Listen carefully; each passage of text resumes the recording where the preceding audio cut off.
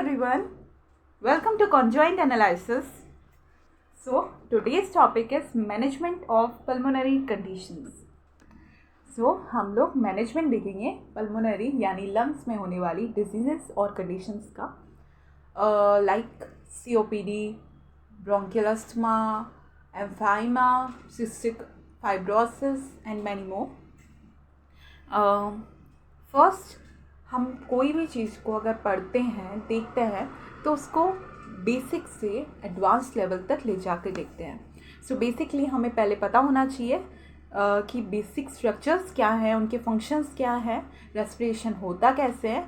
Then हम उसके बाद उसके ट्रीटमेंट पे जाएंगे. So it's a long process. So इस मैनेजमेंट ऑफ पल्मोनरी कंडीशन के काफ़ी पार्ट्स होंगे, लेकिन हर पार्ट में आपके लिए नॉलेज होगी. It's your choice what you want to do. आप डायरेक्टली मैनेजमेंट पे पहुंच सकते हैं, लेकिन किसी भी चीज़ को मेरे अकॉर्डिंग पढ़ने के लिए बेसिक पहले आपको प्रॉपर नॉलेज होनी चाहिए. अगर है तो आप प्लीज़ एडवांस पे जाएं, लेकिन नहीं है तो प्लीज़ बेसिक पढ़ें. सो हम लोग पहले क्या पढ़ने वाले हैं वो अपन देखते हैं. फर्स्ट हम देखेंगे review of respiratory structure and function.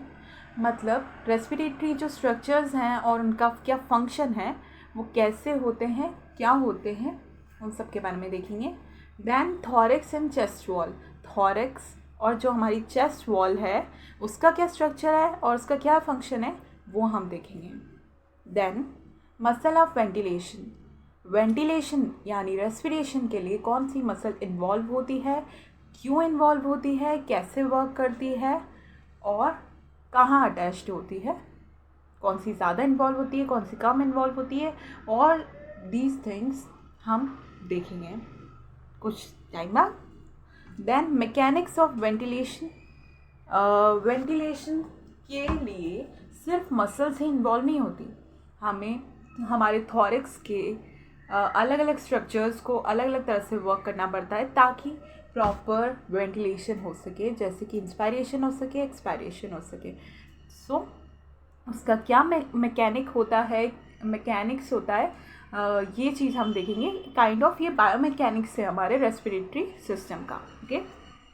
Then anatomy and function of respiratory tract. अब हम इंटरनल ऑर्गन की बात करते हैं, जैसे कि रेस्पिरेटरी ट्रैक्ट जो जो चीज़ें फॉर्म करती है, लैरिंग्स, फेरिंग्स, उन सब के बारे में हम यहाँ पर देखेंगे. Trachea. Then the lung and pleura. Lung और प्लूरास के बारे में हम देखेंगे. ऑफ कोर्स ये मेन स्ट्रक्चर है लंग, जिसके बारे में हम देखेंगे of course. Then lung volumes and capacity. Lung की डिफरेंट वॉल्यूम्स और उनका रोल, उनका इम्पोर्टेंस और उनकी कैपेसिटीज़ का इम्पोर्टेंस हम देखेंगे. Okay. So let's start. Review of respiratory structure and function. Respiratory structures और उनके फंक्शन का हम यहाँ पे रिव्यू देखेंगे. So what is respiration? First, respiration is general term of internal and external respiration. respiration in general term है, combined term है internal और external respiration का. to describe gas exchange within the body, जो describe करता है oxygen और carbon dioxide के exchange के जो हमारी बॉडी के अंदर हो रहा है. ठीक है. सो हम अगर कैटेगराइज करें रेस्पिरेशन को तो वह इंटरनल और एक्सटर्नल रेस्पिरेशन में डिवाइड होगा. फर्स्ट एक्सटर्नल रेस्पिरेशन की बात करें तो the exchange of gas at alveolar capillary membrane. मतलब एल्वुलाई के सराउंडेड जो कैपिलरीज हैं उनकी मेम्ब्रेन से पल्मोनरी कैपिलरी मेम्ब्रेन यानी लंग्स की कैपिलरी मेम्ब्रेन्स तक जो ऑक्सीजन का ट्रांसफ़र हो रहा है उसे हम उस प्रोसेस को हम कैटेगराइज करेंगे एक्सटर्नल रेस्पिरेशन में. देन इंटरनल रेस्पिरेशन में the exchange of gas between pulmonary capillaries and cells of the surrounding tissues. जब पल्मोनरी कैपिलरीज में ऑक्सीजन का ट्रांसफ़र हो गया है और वो सराउंडिंग सेल्स तक पहुंच गई है, देन उस प्रोसेस को हम डिस्क्राइब करेंगे इंटरनल रेस्पिरेशन में. सो उसको हम देख लेते हैं. यहाँ पर फर्स्ट हम देखते हैं एक्सटर्नल रेस्पिरेशन. एनवायरनमेंट से हमारी ऑक्सीजन अंदर आ रही है और जो हमारी बॉडी से है कार्बन डाइऑक्साइड बाहर जा रही है. ऑक्सीजन अंदर आए तो वो ट्रैकिया से होते हुए ब्रोंक्यूल्स तक पहुंची और वहाँ पर हमें मिलेंगी ऑफ कोर्स एल्विलाई, जैसे कि यहाँ पे देख सकते हैं एल्विलाई, जो कि ऑक्सीजन को ट्रांसफ़र करेगी एल्वियुलर कैपिलरीज तक। देन ये कैपिलरीज जो हैं, ये एल्वियुलर कैपिलरीज हैं, इन्हीं के नीचे हमारी, इन्हीं के नियर बाय हमारी पल्मोनरी कैपिलरीज होंगी, जो कि फिर इसी तरह से ये पल्मोनरी कैपिलरीज में ऑक्सीजन का ट्रांसफ़र हो जाएगा, जैसे कि यहाँ पर हुआ है, ऑक्सीजन का इनसाइड आ गई है ऑक्सीजन। देन ये ऑक्सीजनेटेड ब्लड है रेड वाला, और ऊपर जो डीऑक्सीजनेटेड ब्लड आ रहा था अब वो ऑक्सीजनेटेड हो गया। अब वो ब्लड जो है पल्मोनरी कैपिलरीज तक पहुँच जाएगा, मतलब लंग्स के अंदर जो कैपिलरीज प्रेजेंट है उसमें पहुँच जाएगा।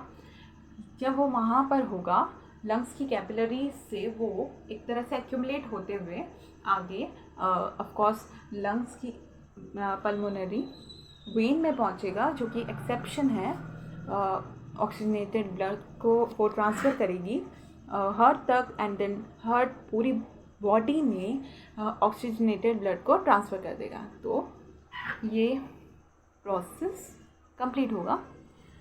देन इंटरनल रेस्पिरेशन की बात करें तो इंटरनल रेस्पिरेशन में क्या हुआ कि यहाँ पर सिर्फ एल्विलाई से हमारी पल्मोनरी कैपिलरी तक जो प्रोसेस था हो रहा था, उससे हम एक्सटर्नल रेस्पिरेशन में ले रहे हैं। देन इंटरनल रेस्पिरेशन में क्या होगा, जो कैपिलरीज से हैं, जो हमारी टिश्यूज़ की सेल्स है, जैसे हमारे लिगामेंट्स, मसल एक्सेट्रा एक्सेट्रा, जो भी ऑर्गन्स टिश्यूज़ हैं, उन सब की सेल्स तक जो ऑक्सीजन पहुंच रहा है, उस प्रोसेस को बोलेंगे हम इंटरनल रेस्पिरेशन। ओके, सो ये हमारा रेस्पिरेशन की एक टाइप से साइकिल हो चुकी है, जिससे हमने डिवाइड किया था इंटरनल और एक्सटर्नल रेस्पिरेशन में। सो आगे बढ़ते हैं। ये देख लें, पल्मोनरी वेंटिलेशन के लिए सबसे पहले ऑक्सीजन लंग्स में आई, गैस का डिफ्यूजन हुआ, वो कैपिलरीज से होते हुए रेड ब्लड सेल तक ट्रांसपोर्ट हुई, रेड ब्लड सेल ने ट्रांसपोर्ट किया टिश्यूज़ में, जो कि हमारे मसल्स और लिगामेंट्स और एनीथिंग कुछ भी हो सकता है, वहाँ तक ट्रांसपोर्ट हुआ। देन वहाँ पर यूज़ होने के बाद ऑक्सीजन वो प्रोड्यूस करेंगे वो टिश्यूज़ कार्बन डाइऑक्साइड, जिसे लेकर हमारी फिर वेन्स जाएंगी और लंग्स में जाकर वो उन्हीं कैपिलरीज के थ्रू आउटसाइड कार्बन डाइऑक्साइड भेजेंगी और बाहर निकलेगी हमारी carbon dioxide. Okay, so start करते हैं thorax and chest wall. Thorax का फॉर्मेशन स्टर्नम, रिब केज और वर्टिब्रास से होता है, और इसका फंक्शन क्या होता है यहाँ पर, to protect the internal organs of respiration, circulation and digestion. Internal organs को प्रोटेक्ट करना of respiration, respiratory organs like lungs, circulation, heart and digestion के लिए स्टमक, लिवर एक्सेट्रा, इन सब को प्रोटेक्ट करने का फंक्शन है इसका। और भी जो भी थोरेसिक कैविटी में जो भी ऑर्गन्स प्रेजेंट हैं या टिश्यूज़ प्रेजेंट हैं, ये उन सब को प्रोटेक्ट करता है। तो क्योंकि वो सॉफ्ट टिश्यू है और उनकी इंजरी बहुत ही हज़ार्डियस हो सकती है, तो उसको प्रोटेक्ट करने का काम हमारा थॉरिक्स करता है। Then provide the site of attachment for the muscle of ventilation. Muscles of ventilation, जो वेंटिलेटरी मसल्स हैं डिफरेंट, उन सब को अटैचमेंट के लिए ये साइट देता है, मतलब उनका ओरिजिन या इंसर्जन या इस थोरेसिक वॉल में होता है या चेस्ट वॉल में होता है, जो कि यूज़ होती हैं जब हमें थोरेसिक कैविटी को एनलार्ज करना होता है। जब हमारा इंस्पायरेशन होता है तो हमारी लंग्स वॉल्यूम को बढ़ाना होता है ताकि एयर अंदर आ सके।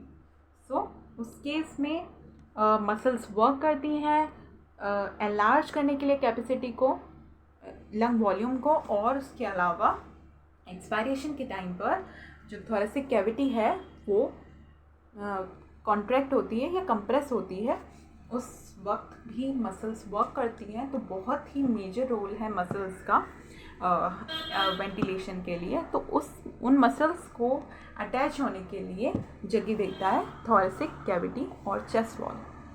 सो थॉरिक्स जो है प्रोटेक्ट करता है इंटरनल ऑर्गन्स को। यहाँ पे देख सकते हैं, जैसे हार्ट है, लंग्स हैं, और भी अंदर स्टमक होगा, लिवर है, इन सब और भी जो सॉफ्ट टिश्यूज़ हैं, आर्टरीज़ हैं, मेजर वेसल्स हैं, इन सब को प्रोटेक्ट करने का काम करता है हमारा रिब केज और थोरेसिक कैविटी, चेस्ट वॉल। आगे बात करें attachment of muscle of ventilation. Attachment provide करता है मसल्स ऑफ वेंटिलेशन का। कौन कौन सी मसल हैं जो वेंटिलेशन में हेल्प करती हैं? देखिए यहाँ पे स्केलेनी, जिसके 3 पार्ट्स हैं, एंटीरियर, मिडल और पोस्टीरियर स्केलेनी। देख लें ये भी थोरेसिक कैविटी यानी रिब केज के अराउंड अटैच्ड है। उसके अलावा एक्सटर्नल इंटरकोस्टलिस, ये भी एक्सटर्नल पार्ट में अटैच्ड है। इंटरनल इंटरकोस्टलिस, ये भी यहाँ पे ही अटैच्ड है। इसके अलावा इसमें है ये ट्रांसवर्स थोरेसिस जो कि इंटीरियर वॉल पे होती है, ये भी हमारे थोरेसिक केज के अराउंड ही है। सो इन सब मसल्स को अटैच करने के लिए स्पेस प्रोवाइड करता है हमारा थोरैक्स। ओके, स्ट्रक्चर की बात करें तो पोस्टीरियर एस्पेक्ट की बात करें थोरैक्स के लिए, तो dorsal portion of rib articulate with 12 thoracic vertebra at the costotransverse and costovertebral joint। जो डोर्सल पोर्शन है, मतलब कि रिब्स का जो पोस्टीरियर एस्पेक्ट है वो आर्टिकुलेट करता है पीछे की 12 थोरेसिक वर्टिब्रास का, यानी थोरेसिक जो 12 वर्टिब्रास हैं उनसे हमारी रिब आर्टिकुलेट करती हैं बैक साइड में, कोस्टोट्रांसवर्स एंड कोस्टोवर्टिब्रल जॉइंट बनाती हैं। तो ट्रांसफर्स प्रोसेस होता है वर्टिब्रास में, वो उसके साथ मिलकर मतलब रिब्स के साथ मिलकर कोस्टो ट्रांसफर्स जॉइंट या कोस्टोवर्टिब्रल जॉइंट बनाते हैं। देन एंटीरियर एस्पेक्ट की बात करें थोरेसिक केज की, तो फर्स्ट जो 7th रिब है वो आर्टिकुलेट करती है स्टर्नम से, यानी 1st, 2nd, 3rd, 4th, 5th, 6th, 7th rib direct sternum से आर्टिकुलेट करेंगी। उसके अलावा जो कॉस्टल कार्टिलेज हैं, वाया कॉस्टल कार्टिलेज, मतलब कि बीच में कॉस्टल कार्टिलेजेस होंगी 1st से 7th रिब तक। देन जो 8th to 10th रिब है वो कार्टिलेजनियस अटैचमेंट होगा जो कि अबव रिब्स हैं, यानी जो 7th रिब जो अटैच्ड हो रही थी उन रिब से 8th, 9th और 10th रिब का अटैचमेंट, उन्हीं के जो कार्टिलेजनियस अटैचमेंट था वहीं पे हो जाएगा।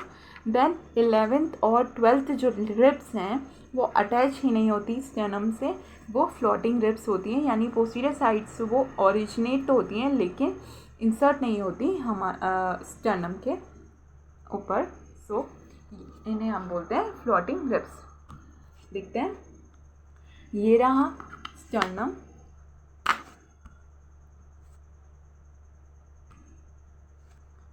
तो स्टर्नम जो बिल्कुल सेंटर में है, वहाँ से अगर हम देखें तो 1st, 2nd, 3rd, 4th, 5th, 6th, 7th rib तक डायरेक्ट अटैचमेंट है। देन 8th, 9th और 10th रिब जो है वो यहाँ से 7th रिब से ही अटैच्ड हो रही है, जो कि कार्टिलेजनियस जो अटैचमेंट है वो अबव रिब से ही है।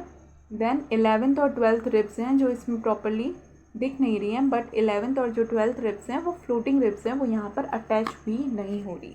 पोस्टीरियर एस्पेक्ट में देखते हैं, ये देखिए आप नीचे फ्लोटिंग रिब्स हैं। तो पीछे से देखिए पोस्टीरियर एस्पेक्ट में, तो 1st से लेकर जो 12 थोरेसिक वर्टिब्रास हैं वहाँ तक हमारी 12 रिब्स अटैच हो रही हैं। देन उसके बाद लंबर वर्टिब्रास आ रही हैं, तो यहाँ पे देख लीजिए 12 थोरेसिक वर्टिब्रास तक हमारी रिब्स अटैच हो रही हैं। जो 1st से 7 रिब्स हैं उन्हें हम ट्रू रिब्स बोलते हैं, और 8th से 12th तक जो रिब्स हैं वो फॉल्स रिब्स होती हैं, और 11th 12th को हमने स्पेशल नेम दिया है फ्लोटिंग रिब्स। ओके, सो ये सब चीज़ें हैं। इनके बीच में होता है इंटरकोस्टल स्पेस, मतलब जो 2 रिब्स के बीच में जो स्पेस है उनको इंटरकोस्टल स्पेस बोलते हैं, और स्पेस के बीच में ही अटैच होती है हमारी वेंटिलेटरी मसल्स, इंटरकोस्टलिस इंटरनल और एक्सटर्नल इंटरकोस्टलिस मसल्स। ओके, तो ये पोस्टीरियर एस्पेक्ट हो गया हमारे थोरेसिक कैविटी का। देन हम बात करेंगे मसल्स ऑफ वेंटिलेशन की, जिनको हमने क्लासीफाई किया है प्राइमरी और असेसरी मसल्स में। सो मतलब मसल्स ऑफ वेंटिलेशन भी क्लासिफाइड हैं 2 अलग अलग टाइप्स में, जिनको अगर हम देखें तो क्या है इसमें प्राइमरी और accessory प्राइमरी में activated during quite tidal breathing, यानी प्राइमरी मसल्स तब एक्टिवेट होती हैं जब हम क्वाइट और टाइडल ब्रीथिंग कर रहे हों, यानी कि नॉर्मली जब हम ब्रीथिंग करते हैं तो ये सारी मसल्स एक्टिवेट होती हैं। एक्सेसरी मसल तब एक्टिवेट होती है जब हम डीप ब्रीथिंग कर रहे हों, इस तरह से डीपली हम ब्रीथिंग कर रहे हों जिसमें इवन आपको वॉइस जनरेट होगी, आपको पता चलेगा कि ये डीप ब्रीथिंग है। और जो क्वाइट ब्रीथिंग है या टाइडल ब्रीथिंग है आपको पता नहीं चल रहा, जैसे कि अभी अपन सब ब्रीथ कर रहे हैं लेकिन क्या हमें पता चल रहा है कि सामने वाला ने अभी ब्रीथ ली या छोड़ दी, हमें नहीं पता चलता। सो उस केस को हम बोलते हैं टाइडल ब्रीथिंग। एंड जब हम डीप ब्रीथिंग करते हैं या फोर्स ब्रीथिंग करते हैं या लेबर्ड ब्रीथिंग करते हैं, हाफते हाफते जिससे कहते हैं सांस लेना, वो सब जब करते हैं तब हमारी एक्सेसरी मसल्स एक्टिवेट होती हैं। तो देखते हैं प्राइमरी इंस्पायरेशन के लिए कौन सी मसल्स एक्टिवेट होती हैं। डायफ्राम, स्केलेनीज और पैरास्टर्नल मसल्स जो हैं वो हमारी टाइडल ब्रीथिंग के टाइम पर, मतलब कि टाइडल ब्रीथिंग नॉर्मली जब हम ब्रीथ कर रहे हैं, इंस्पायर कर रहे हैं, तो डायफ्राम, स्केलेनीज और पैरास्टर्नल्स एक्टिवेट हो रहे हैं।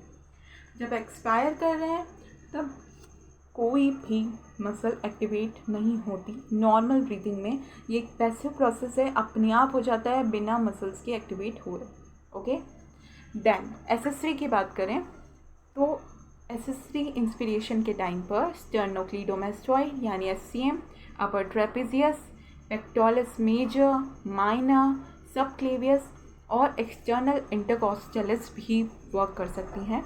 इन सब मसल्स का कंबाइंड एक्शन होता है ताकि हम फोर्स या डीप ब्रीथिंग कर सकें। एक्सपायरेशन की बात करें तो एब्डोमिनल्स में rectus abdominis, internal and external oblique, pectoralis major and possibly internal intercostalis, ये सब वर्क करेंगी एक्सपायरेशन के टाइम पे। हम एक एक मसल के अटैचमेंट को देखेंगे, उनका वर्किंग देखेंगे कैसे वर्क करती है और उनका इम्पोर्टेंस देखेंगे।